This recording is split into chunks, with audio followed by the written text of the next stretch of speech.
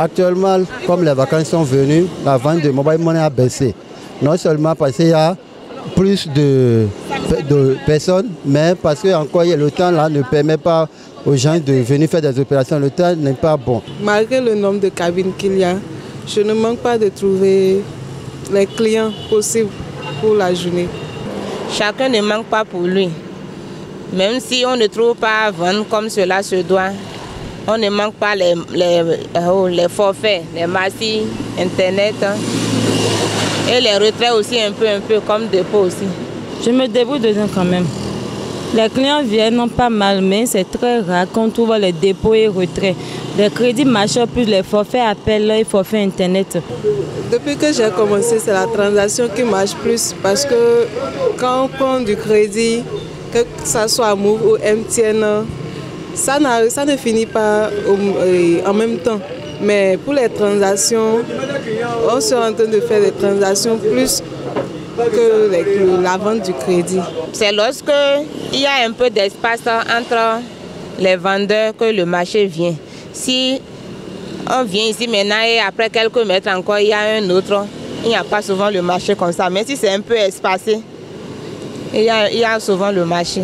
Je souhaiterais que les clients viennent faire les dépôts et les retraits chez nous, qui soient au bord du bouton, mieux que d'aller à la banque. Parfois aussi la connexion marche, mais parfois ça marche très souvent que ça déconne quoi. Si on laisse la ville ou même dans la ville, on constate aussi qu'il y a certains quartiers de Parakou qui n'en possèdent pas de cabine. Maintenant, j'aimerais bien que les autorités puissent se réveiller et puissent faire un tour souvent dans les quartiers reculés de Parakou pour au moins installer ne serait-ce que 2 ou 3 cabines de transaction pour permettre aux citadins de pouvoir faire leurs transactions même sur place. Nos frères et nos soeurs qui rentrent dans Mobile Money, excusez-moi, ne faites pas Mobile Money qui veut, faites Mobile Money qui peut. C'est des risques à prendre. Si vous commencez Mobile Money, si les gens viennent pour les dépôts, faites un effort d'écrire le numéro d'abord avant de faire le dépôt. Si vous faites en même temps, si vous dites le nom à la personne, prenez l'argent d'abord avant de confirmer. Il peut avoir les faux billets dedans. Il peut avoir le manque d'argent. La personne peut ne pas avoir l'argent sur lui et venir vous dire qu'il veut faire dépôt. Parce que les gars l'ont appelé pour lui dire de faire dépôt. Donc ça là, c'est des risques à prendre. Si les vendeurs peuvent avoir de l'aide, parce que cela aussi dépend des moyens financiers. Si par exemple maintenant un client vient et le besoin qu'il a, tu n'arrives pas à le satisfaire, désormais il ne viendra plus chez toi.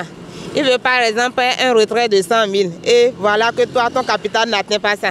Si tu n'arrives pas à le satisfaire, désormais il ira là où il peut être satisfait.